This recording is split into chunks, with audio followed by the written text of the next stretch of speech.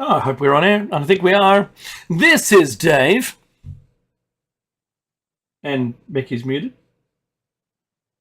Yep. Becky's muted. That's okay. Hello? Yeah, he recovered from the muting. You know, I'm just a second ago I was a cripple. Hello and welcome to Shining Side Out with Dave. Hang on. Mackie. Yes, you know what? I was muted. Here I am Yeah. going on about you being muted. And it was me. Yeah, so this is Dave and Mackie Shining Side Out on WZZR coming to you from Australia for Revolution Radio on freedomslips.com. Now, don't be confused. You can type in revolution.radio or freedomslips.com. Takes you to exactly the same website. So from there, you know, you can join us in the chat room and you buy yourself a ton of merch. Or you can subscribe through every way possible that you can send money to the station in. You can either do it Patreon via a money order. There's so many different ways of doing it. Oh, I sound like Alex Jones. That was a terrible Alex Jones impersonation. This station is home to what would you think it's home to, Mackie? Unadulterated ideas? Yes, fresh, unfiltered ideas and conversations, and we can find those. Like I can see you're in the chat room, and Popsicle Toes, Packwoman, Grog, and Solaris Blue Raven is there too. And she had a great show tonight, by the way. She had Jeff Allwine on, and they were discussing his book, Petroglyphs in the Sky. That's so amazing. There's so many things we see in the sky. At the exit or the trailing end of their show, they were talking about the Phoenix Lights and other people that they've met and interviewed. Amazing stuff, just amazing. But if you don't know who we're talking about, or you missed Solaris' show, then you can just go into the archives, and they're absolutely free. You can go in there and you can download an MP3 of the host shows, or all of them, and binge it. And that's what we do, right? Don't we? I do it. Mackie, do you? All the time. Sure, I binge. Yes, and binging it was bad for your health, but now it's clearly okay. There's no health regulations around the amount of TV shows that you watch in a row. So that's kind of lucky, unless it's kind of like, you know, Lord of Rings. So LOTR, you couldn't watch all of those in a row. It's a bit long. But I'm sure people have done it, especially with the director's cuts.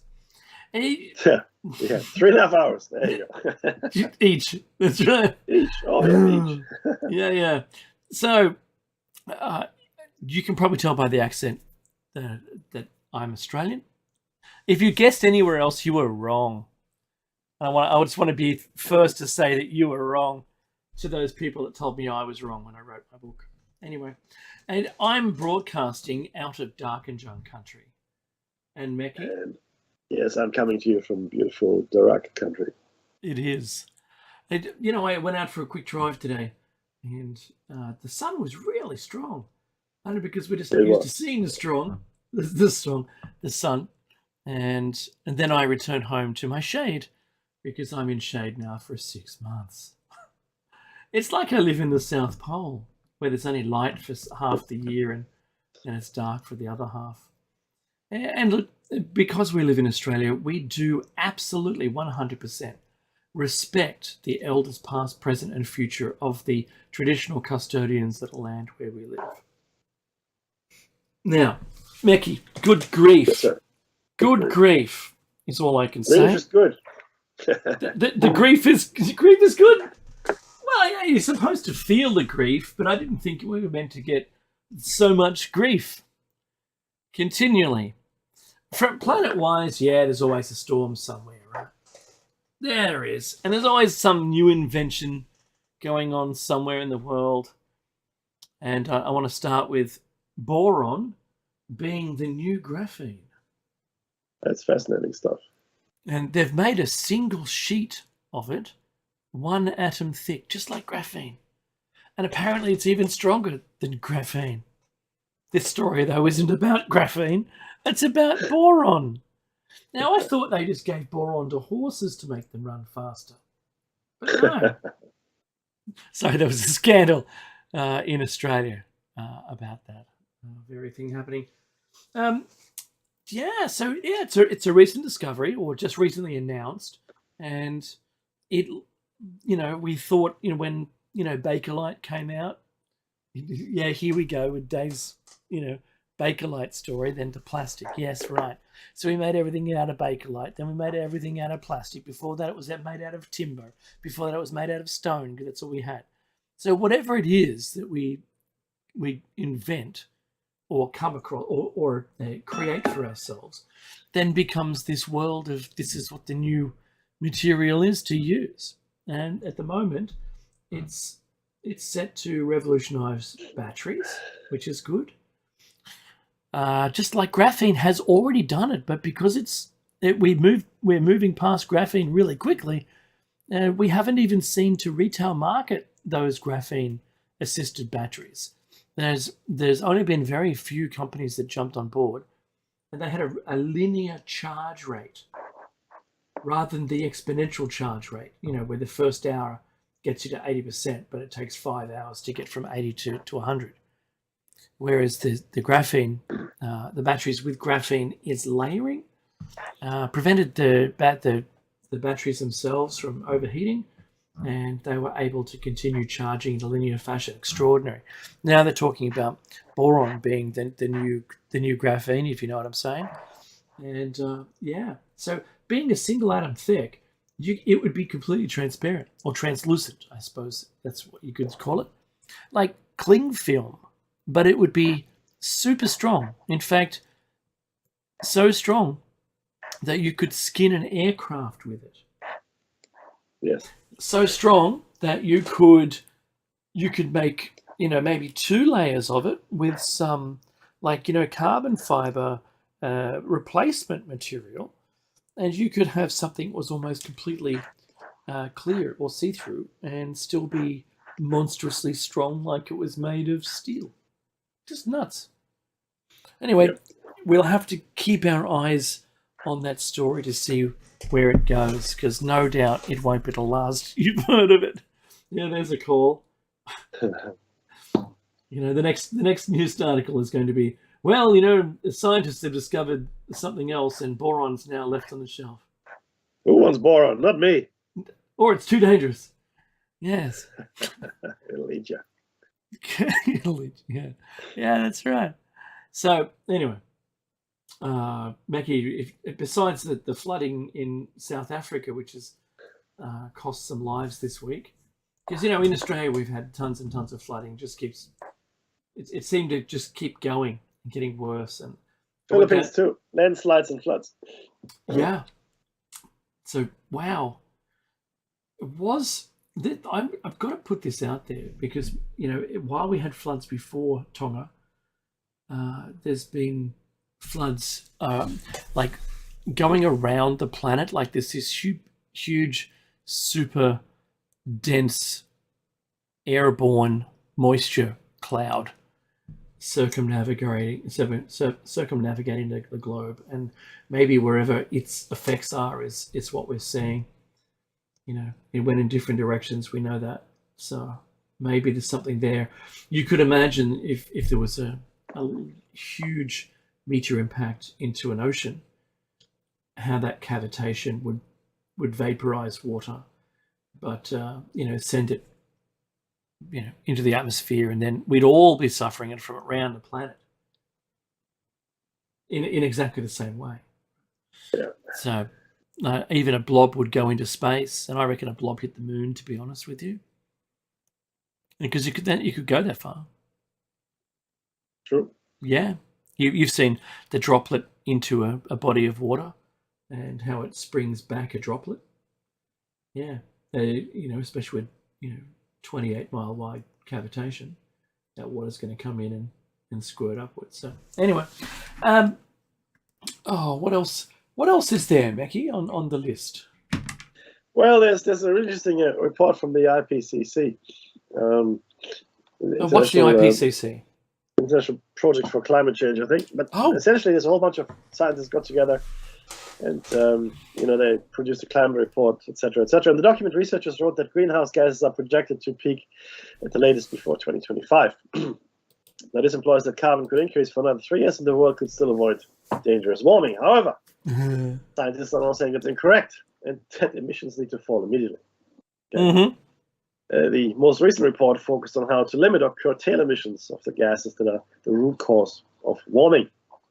In their summary, for policymakers, speak politicians, the scientists said it was still possible to avoid the most dangerous levels of warming by keeping the rise in global temperatures under 1.5 degrees Celsius this century.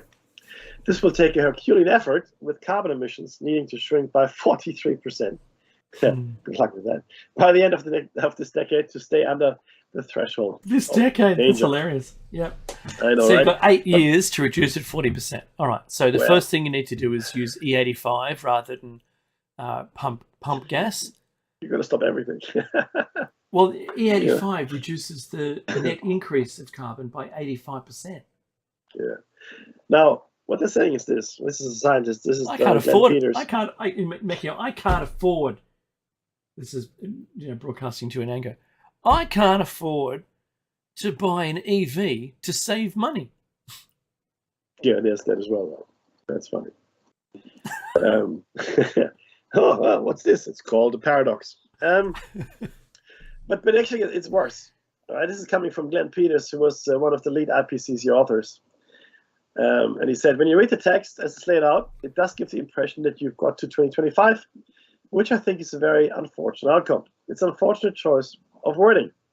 That is, unfortunately, going to potentially have some rather negative consequences. So, negative consequences. It's partly because the climate models that scientists use to project temperatures work in 5-year blocks. So 2025 follows 2020, etc., without references to the years in between. Because models work in a 5-year increment, right? We can't derive statements with higher precision, says Dr. Juri Rogli from Imperial College London and an IPCC lead author as well. But when you look at the scientific data supporting this headline, it becomes immediately clear that any scenario in line with a 1.5 degrees Celsius drop emissions from 2020 to 2025, even for scenarios that limit warming to 2 degrees Celsius, this is also the case. Okay, wow. Another issue was timing. COVID delayed the mitigation report by about a year, but the information used came from models that projected peaking by and large in 2020. The headline statement couldn't say emissions should have peaked already, as governments and scientists need to agree on messaging that is scientifically accurate without being policy prescriptive. Oh, it doesn't test well with the. It doesn't test well. We're just going to keep doing what we do. Don't look up, whatever you do. Yeah. So now, this led to. Go on. Oh no, there's science on its own as a thing has suggested. It tweets me, Mickey. It does. It sends me direct tweets. This science, and it said that it's quite possible we've already exceeded the 1.5 already. Yes. As a global average. So this is very sobering. The last bit here. This is coming from Kaisa Kosonen from Greenpeace. We definitely don't have the luxury of letting emissions grow for yet another 3 years. We have 8 years to nearly halve global emissions. That's an enormous task, but still doable, as the IPCC has just reminded us. But if people now start chasing emissions peak by 2025 as some kind of benchmark, we do not have a chance. Let me say this again. We do not have a chance. Okay. Now, what are the chances of this actually happening? None. Zero to Buckley's. In the 70s, from now, like till now, there wasn't ever a chance anyway. That's right. Because our entire, it's been thankful. You got to be thankful that we've had the pandemic, because it's been the only thing that's been. You think about what we've been able to achieve from an emissions point of view during the pandemic, and that's the best case scenario. Pretty much global flights were off. Yeah. And people no longer traveled. Wow. Right? Yep. So public transport was to a null, almost the bare minimum of what was possible. Employers weren't burning another set of power, right? All of the things that we were doing to consume were severed. And so that is the absolute best outcome.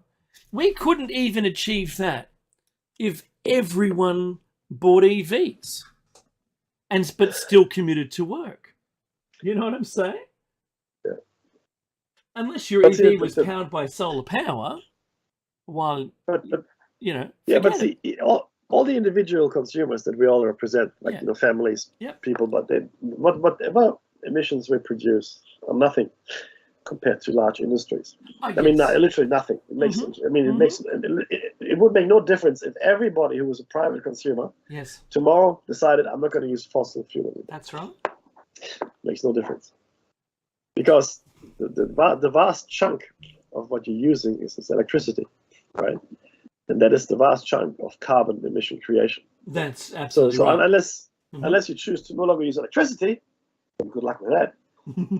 You're not, having a car and just riding a bicycle, and eating vegan and, just wearing hemp clothing. It's not going to do anything for you. How many vegans do you have to consume to get your normal calories per day?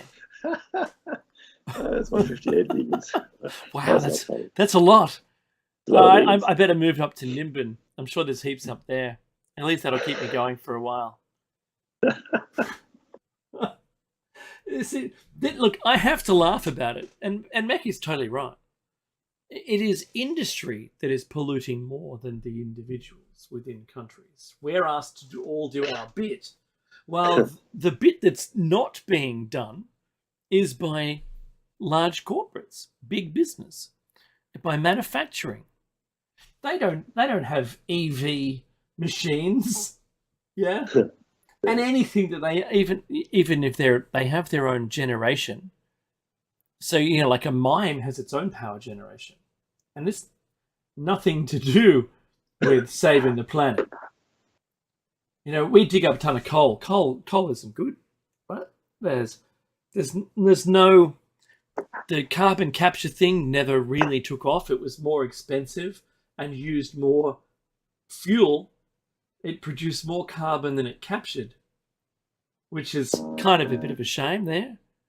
I think we should process all of the air through a bubbling system, like the old hippies were doing when they were smoking, bubbling all the stuff through water, possibly. I don't know. Grow a ton of the magic dragon. There you go. Down by the shore, down by the sea. So the other thing is Australia was looking at putting in kelp fields, because off the eastern shoreline of Australia we have a large shelf that can sustain a kelp crop. So vast could this be that it could consume all of the emissions that Australia makes, plus more, they say, in carbon capture. That's astonishing. We went off the rails some time ago. It's like 8,000 square kilometres of seafloor that could be kelp right?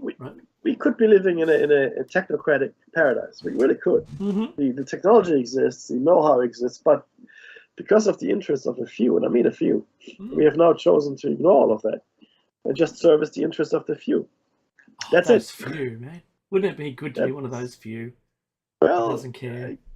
Yeah, well, the parasites, they'll have their day. Because nothing ever lasts forever. It'll be like Don't Look Up, Mickey. That's what it's going to be. We'll all have a last dinner, you know what I mean? And so, where Mickey and I, it's kind of okay. All the people who enjoy a current lifestyle, next to the ocean, just loving civilization Ish. Next to the ocean ish. Yeah. So we've seen storms that only have 5-meter waves or thereabouts, and it's washed beaches away and put people's homes at risk. Absolutely. I mean, the beach erosion in Australia Mm-hmm. is alarming, to say the least. I mean, if it's, people say, oh, sea level, blah, blah, this and that. Oh, it's a freak event. Yeah, it's a freak event if it happens once in a while, not if it happens every single week. That's right. And what about the Parramatta River, Mackie, and its little weir there where they've built there's a wharf there so you can catch the ferry. Yeah. You couldn't get to the wharf because the wharf was underwater. Completely flooded. And that was only from 100 mils of rain. Yeah, that's correct. And Australia is a dry country to start with. I mean, we really are dry. It used to be dry. It used to be dry. That's so true. Now, I have a bamboo in my backyard that grows in a very large pot.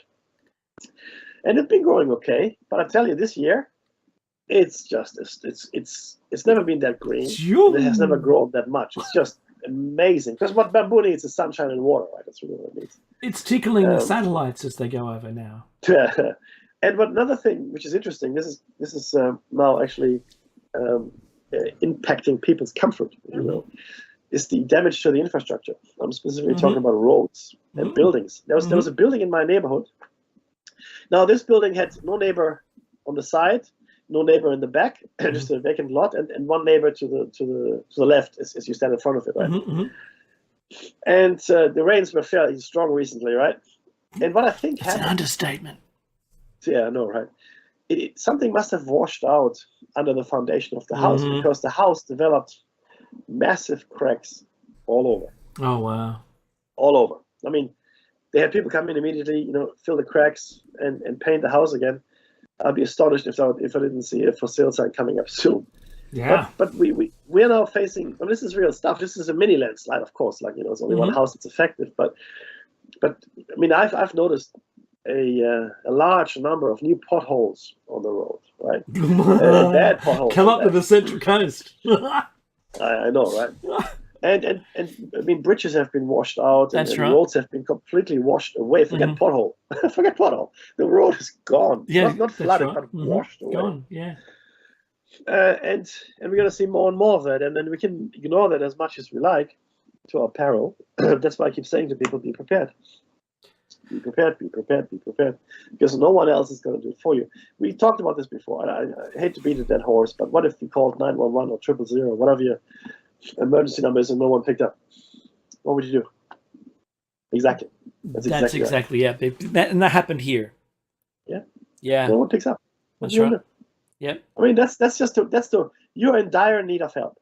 Dire need. I need an ambulance or fire engine or whatever, right? Yeah.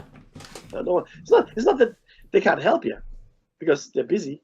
No one is picking up the phone to even take your call. Okay. What? Becky, it's that meme that's around where you're grabbing your cup of coffee and you're about to take a sip because the people around you have said, "You were right, man." It's yeah, absolutely. I know. And that was like me with my coffee taking a sip. Yep. And they're all Panic Idiot number 5 from the Poseidon Adventure, right? That's from The Simpsons. It's just yeah. I played Panic Idiot at number 5. We're looking more for like a duh idiot. To the casting director. Yeah, so even with that, yes, it's been a constant wet all summer. We had the coldest summer we've ever had, but it was the wettest. It was only cold because it was constant showers and rain throughout the period. Right. And quite overcast, of course, which doesn't let the sun through. It doesn't let the sun through. That's the only reason. But if you were at a place where the sun was not inhibited by clouds, the sun was just as strong as normal, and exhibited today as well. What we've seen is everything is sodden.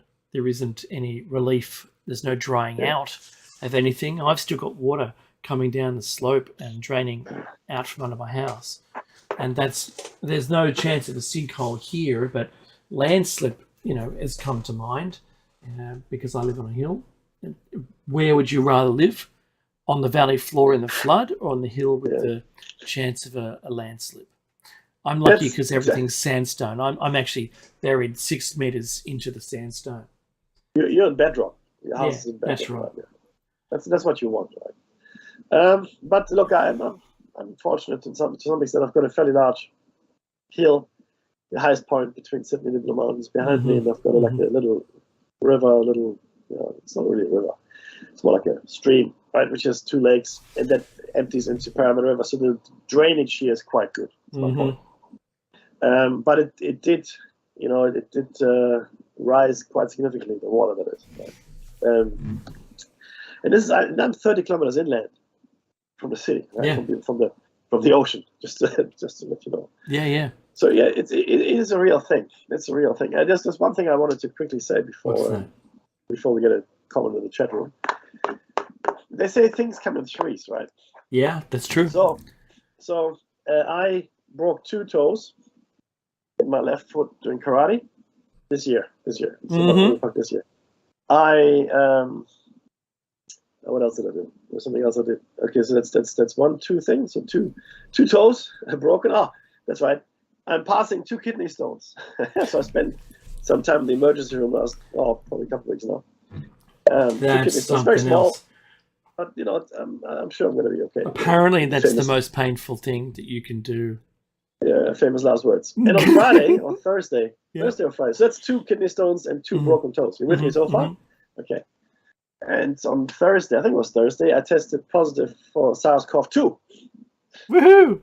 So or maybe these not. things come in 3. So hopefully I've got that now behind me. But my family all recently, Matthew, when your daughter had it before. Yeah, none of us. And yeah, maybe you didn't get it. Do you think you got it before or this? Look, honestly, I think I had it because I didn't feel well, but the symptoms could have been gastroenteritis too. Right. So I got a rat test, but I didn't go for my PCR. Right. So we don't know, but we do know that my youngest daughter had it about a month ago, and now the rest of us have it now, which is 4 of us. To varying degrees of difficulty. I mean, the kids seem to be okay, which is great. Touch wood. That's what you want. And Janice is I think okay as well. Oh, that's good. I mean, not great, but and you can hear me. And this is my sexy radio voice. I actually don't have a sore throat. Okay. Wow. I have a bit of a blocked nose. Yep. And obviously I've got a bit of something on my voice box. Right. Hello. Sounds like but upper respiratory is what the new Omicron version seems like. That's what it's described as, yeah. And slightly elevated temperature, not much, and a little bit of discomfort. A bit tired, but again, much better today, I think, than yesterday. But there's one funny thing. I mentioned this today before we went on the air, and I'm not saying anything here. I'm just telling you what happened. So I was feeling pretty okay, right, Thursday. But we all decided to go because close contact of ours had tested positive. So we thought, let's get a test. All right, let's see what happens. I did not get sick until I got tested. And then almost immediately. So they put that mouth swab in. That was pretty good. But then they swabbed my nose. And I started sneezing immediately. I mean, immediately. I mean, they took several steps back. Now, this could be because I've got very sensitive sinuses, sure enough. But I did not feel unwell until I was actually tested. But then the results came back the same day pretty quickly. So that's good stuff, I guess. And we all vaccinated with boosters. Bar my youngest, who's young and seems to be taking it pretty well. So just something to think about. Didn't feel sick before I got tested. Just something. I'm not. That's all I'm saying. I'm not saying anything else. Right? Yeah, I know. I hear you not saying anything else. The thing is that in line with what you said, we have supported the natural immunity once you've been infected as being a thing. Now, that you were allowed to say that in the past. That was something you could say. You could say that openly. You could say it online. You could say it on YouTube. You could say it on air. It wasn't giving medical advice to anyone before everyone started getting concerned about what was and what wasn't medical advice. This is not medical advice. I'm talking historically here. Dr. Fauci said back in, I think it was like the 90s. He looks really, really young. And it looks like he's on Letterman or something like that. And he says that if you have the flu, I'm paraphrasing, but he says something like, you wouldn't need the shot if you've already had the flu. If you had that strain of the flu, he starts to say just as good, and then says, if not better than the flu shot, because you've seen the whole virus and you'll build a natural immunity to it. Well, Fauci's past self online is now banned. You're not allowed to share that video for some reason. Isn't that really weird? I thought that is very strange. I thought that was something else, and it wasn't a deep fake or anything. It was really him. It was really a show. And before the current virus epidemic, we had a lot more open discourse. Just remember the chickenpox parties that my parents had back in the day. You would just get invited around to a kid's house. They go, there's not really a celebration. Is it their birthday? No, it's not.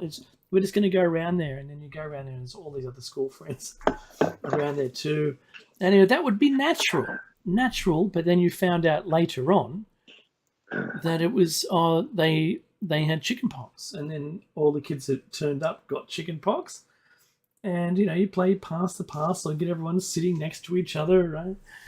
And that's the way, but that was better to have it when you're young than when you are older.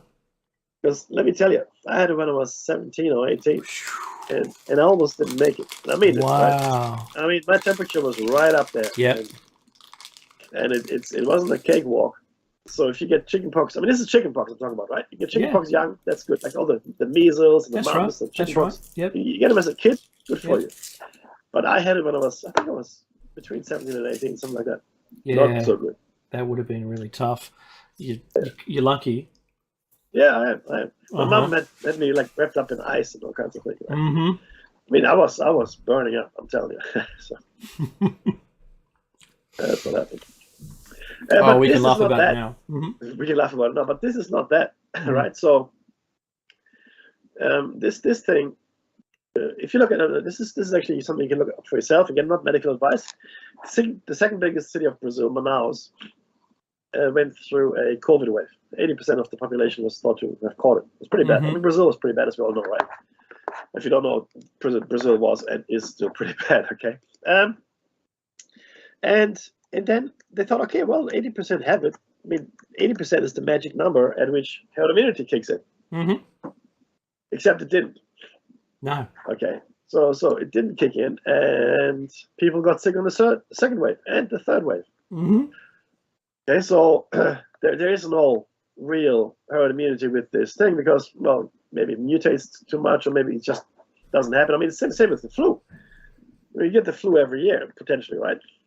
Just because you get the flu once doesn't mean you're getting it again. And it's the same kind of family of viruses, the coronavirus. That's right? absolutely true, and that's why that's why they've been giving us flu shots annually. And I've never actually had a flu shot. I have in my life. I've had it almost everyone. Never had one. And they take, because I know what they do, they take the viruses, the 3 prime viruses, prime meaning the top 3, first, second, and third place from the other hemisphere, for instance, and they treat them, kill them, and usually injected into eggs, and then what remains is then injected into you, and your body is able to use the whole virus to create an immunity to it, and it's not going to create you. It's not going to make you sick. You don't get the virus, and that's really good. I really liked what they were doing with it. It's like, from an IT perspective, it's like downloading an update to your antivirus. And it's the old way of delivering vaccines, which means they inject you with an incapacitated or fragmental virus. Yeah, that's right. Whereas the new delivery method is very, very different.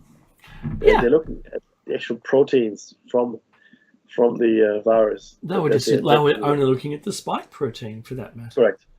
Right? And that's a triplet of different proteins that create that, and they were choosing that, and as the viruses mutated, they were moving away from using that precise variation of the triplet, and so that the viruses, every time a new one comes out, there is an announcement that says we're not sure yet, from whatever medical authority that you have, how the vaccine is going to work with it.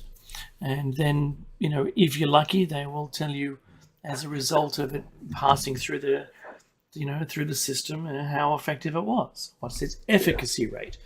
But given that they're still up until, this is 2022 now, March 2022 or April, I'm behind and ahead of myself, that they're still using the same alpha spike protein from the original. And it has various efficacy rates depending on which of the strains are out there. Now that the new Omicron XE is 1 and 2 added together, B1, B2, it sounds like the bananas in pajamas, is now an XE model. It's like an automobile. I'm going to get the new Omicron XE. It's fully automated. It's got an accent. It's faster. Right? Yeah, that's right. It's supercharged. And they've said that it joined together. That's one of the second traits that I heard science talking about in the media, saying that it can join other viruses in the infected person. And that's a really interesting point of view, because that isn't what happened. Dangerous. Yeah, in the past. So, look, like Becky and I said early on, this is not over yet. Oh, not by long shot. In fact, to be honest with you guys, as I said before, I think it's a pandemic. It's just my opinion again, Mm-hmm. And it's not going to be over for a long, long time, because it's just a perfect control mechanism. It's just wonderful. The new war on terror. It is, and not only that, but now we can see back in the actual war on terror, they injected a whole bunch of stuff into the soldiers going over to Iraq, right? Mm-hmm. And nobody really knew what it was.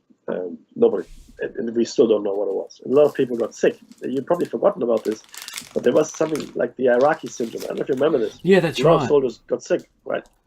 They really initially blamed the depleted uranium. Yeah, but we soon found out that was nonsense. Yeah. It was most likely, I'm not saying definitely, but most likely the cocktail that they were administered prior to deploying to Iraq. And because I'm saying this, because the countries that didn't administer the cocktail to their soldiers, it also went to Iraq. Mm-hmm.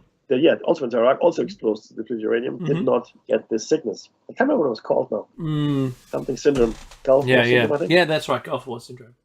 Mm-hmm. And so that's the thing. Now though, right? They can administer a whole bunch of stuff to everybody.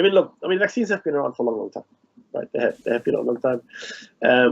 And I've looked at the numbers, and I've seen the arguments pro and against, right? And it is, to me, in my opinion, they have been very effective in the treatment of certain diseases. We just don't see certain diseases anymore. We just don't see them. Right now, people argue, it's because our hygiene conditions are better and this and that. Well, maybe that's a factor, but polio is almost gone, except for a couple of places in the world which doesn't have a vaccine program. For example, just an example, right? Mm-hmm. And there's a few other things as well, but this one, because it was rushed through, right? I'm worried, because we didn't have the time to do the studies, right? And even if there was no malice aforethought, right? It was, built with good intentions. Yeah, but again, if you have enough time to really look at this thing, right? The answer is, of course, no. And that's why all of the companies that produce these different viruses are completely indemnified from any damages that we might suffer. To me, that was the worry. That was the centralized point of worry for me. Yeah. If they had not been indemnified from pursuit against them for any side effects, then I would have trusted them entirely. But as we've said, that there's been a lot of tests out there that they threw the the testing regime to a third party. The exclusions meant that everything looked favourable, and those exclusions were if you had a negative reaction, you couldn't have the second jab in the test, therefore you were excluded from it rather than noted. And so only those people that were successfully filtered through the operation of being able to receive 2 jabs of the vaccine went on to be in the numbers, but excluded from the data set were those who couldn't have their second one. And that was a big mistake. I think if it was you and me, Mackie, and we were competing companies trying to race to get our product to market, I think that what I would have done, I would have gone for the let's build confidence in it. Well, yeah, and been completely transparent. See, people were clamoring for this, and this is really the trick. The trick Governments is to were make on people, their knees begging for something to keep their economies rolling. 100%, 100%. And this is really the problem, right? I mean, the problem is that we did beg for it, and the governments were just bowing to pressure. I mean, Australia was fairly late in deploying these vaccines, right? Which is fair enough for Australia, but all over the world, and then everybody made their own. The Chinese made their own, the Russians made their own, India had their own. In fact, India made most of the vaccines that everybody consumed because it's the single biggest producer of vaccines in the world. And they were the ones that had the least, which is really funny in a very, macabre kind of way. But yeah, so we are caught in a rock and a hard place. So my fear is that this is now going to be a normal thing, right? No, this is not the flu. It's worse than the flu. It's more infectious than the flu, right? From what I've seen, anyway. And so we need to be vigilant. But what we need to do more. This is really a wake-up call. Mm-hmm. We have to lead healthier lives. Yeah, that's simple. Like eat better food, or eat real food for starters. Right? Actual food, not the near food experience that I learned from Mackie. Yeah, that's right. Not because that's what he cooks. No, there was a term used by Mackie, and I've adopted it. That's correct. Respectfully. And the funny thing is that there are a lot of people out there, especially in exercise is important, but a lot of people that are really top athletes are seeming to drop dead at the moment, right? 50-year-olds and even younger ones. Now, is this related to anything? I have no idea. But exercise in moderation, the right food. Try to de-stress. I know it's easier said than done. I get that. Even stressed people are dying, Mackie. Well, yeah. You've seen that in politics. Yeah.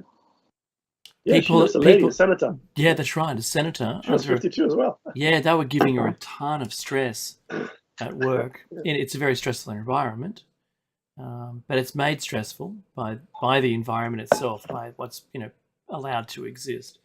But this is right. There was a fellow in New Zealand that's just come out. I think 60 Minutes or someone did a story on him.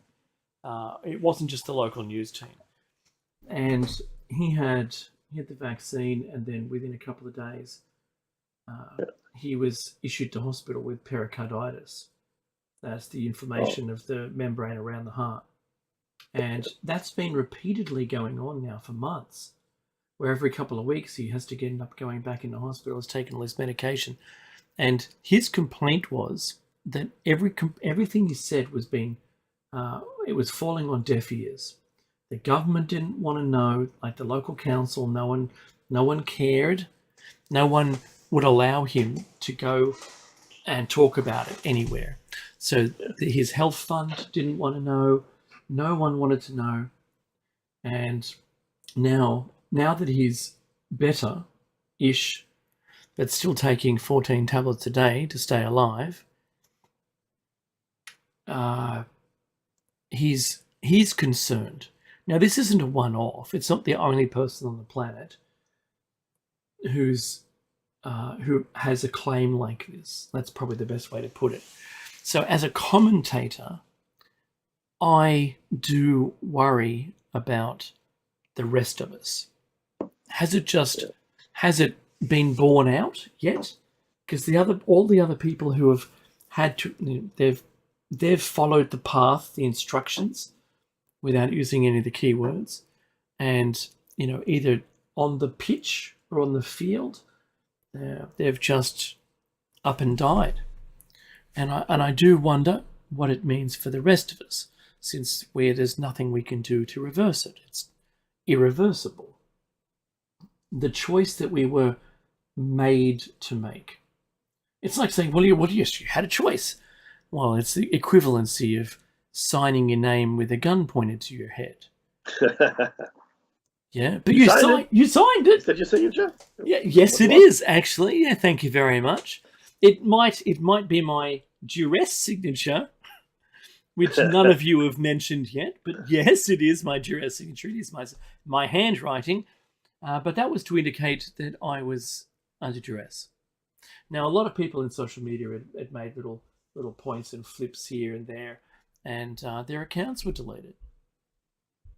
You deplatformed for speaking out against it, and it became illegal. And this kind of autocracy, where a certain message, and I know we've only got a few minutes, is a controlled narrative, was something I only thought was going to happen in some other country where there's, a dictatorship, right? Because you fear the truth when you're a dictator doing things that people don't like, because you're just going to get flack. So you silence everybody. Silence! In whatever accent that was. So you tell everyone to shut up, and they're all hauled off to jail if they speak out. And then you've got free reign. Oh, I love it. Between that carpet bombing and rods from God, hey, thank heavens I'm not a leader, right? I'm not the leader of the country. But I love the leader. But I love the leader too. I love the leader. I said it first. Too bad, buddy. I love all of the leaders. I'm loving one right now. Impossible. I have my shrine. They're all here.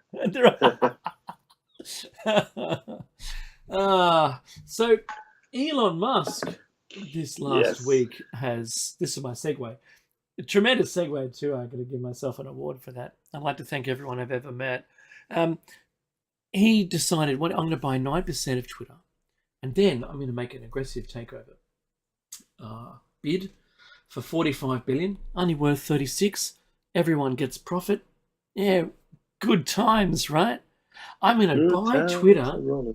Yeah, I'm going to buy Twitter, and I'm going to make it so you don't get deplatformed. People can say what they want. Oh, we can't have that. So let's poison pill it, right? Let's sell more shares to water down the quantity so he's not at the 9% anymore, is what they've done. So they issued a ton more shares. And if you're really interested, I'm not a financial person. I'm not giving financial advice, because this could go two ways. What's that Dark something or other? The financial company? Dark Evil Doers? Sure. They got dark in their name, right? They're going to be the shining light of what's to come, right? What they decided to invest in Twitter and buy up as much as they could of these new the new stocks that have been put out, right? Which is really interesting, because Darkwood, I think it's called Darkwood. Darkwater, yeah, and evil Darkwater. Never mind. So they bought them up, which is pretty good. And Twitter was wondering if Musk was to not get the deal and sold all these things at the same time, all his stock, then that would devalue Twitter, and then people just buy in, and who cares? They were really trying to prevent him from buying it. But this isn't. He said this is my final offer. I don't think it's his final offer at all. I think once they've bought it, they've done the poison pill. He's going to go, all right, good. I'm just going to buy back up to 9%. And guess what? I'm only going to offer you this much now. I think he'll still do the same thing. His goal is to make social media accountable, or not accountable, I suppose, right? Whichever way you like to see it, and get people back on there. Stop deplatforming people, and make free speech a thing again. So you just remember, the lack of the more dishonest the government, the less they like truth. And that's it. What a shock. Yeah, that's right. Yeah. So in a perfectly working and operational democracy, you can take the good and the bad, and it doesn't matter at all. Evens out to good, and no one cares, and woohoo. Remember, as long as you're doing what's within the rule set, you're okay. But once they start tightening that belt, it's really a one-way trip down there. And I'd love to eat my words, or some more chocolate, because I don't know. I think I'm looking for some insulin bars now. Do they make those? Because it's Easter Sunday, and I've just had so much chocolate. I think it's an opportunity, my friend. The only reason it doesn't exist is probably because it tastes awful. Right? There's no oral medication of insulin, is there? Right? Not that I know of. No, it's like I said, it's probably so hideous you don't want to eat it. Or the molecule is so large you couldn't ingest it, right? Or something like that. But hey, what the hell? We can make some insulin bars. This is my big fear, Becky. It really is. Outside of the rest of the world, my little place here in Australia has gone mad. They've gone mad. The US, I didn't grow up entirely there, but I grew up some of it there in California. Sure, everyone else in the US can say, well, California is not really a state. It's not really America. And just like Californians said, well, all those other states are foreign states. I don't know who they are. California's it. And just like, it's the Perth-Sydney conflict. But it happened there. It happened in the US. That peace-loving democratic country where suddenly you're allowing riots, and then you don't like riots, and then, all lives matter. No, it's only the Black Lives Matter. And yes, sure. All lives, everyone's, it doesn't matter what denomination you are. Yeah, you matter. Everybody matters. Politics should matter. But, stolen elections, just saying it, is back in the media again. Biden's laptop, or Hunter Biden's laptop, and all of the money transfers now is being sought by the CIA or whoever it is, FBI. They're looking into all of this, saying, oh, we've identified funds transferring around. Jen Psaki, has quit and is apparently going to one of the media outlets because she did such a good job of lying, I suppose. Oh, my resume speaks for itself. Nice. Frankly, my darling, who gives a damn? I love that. That's really cool. I just don't know. I don't know what's happened.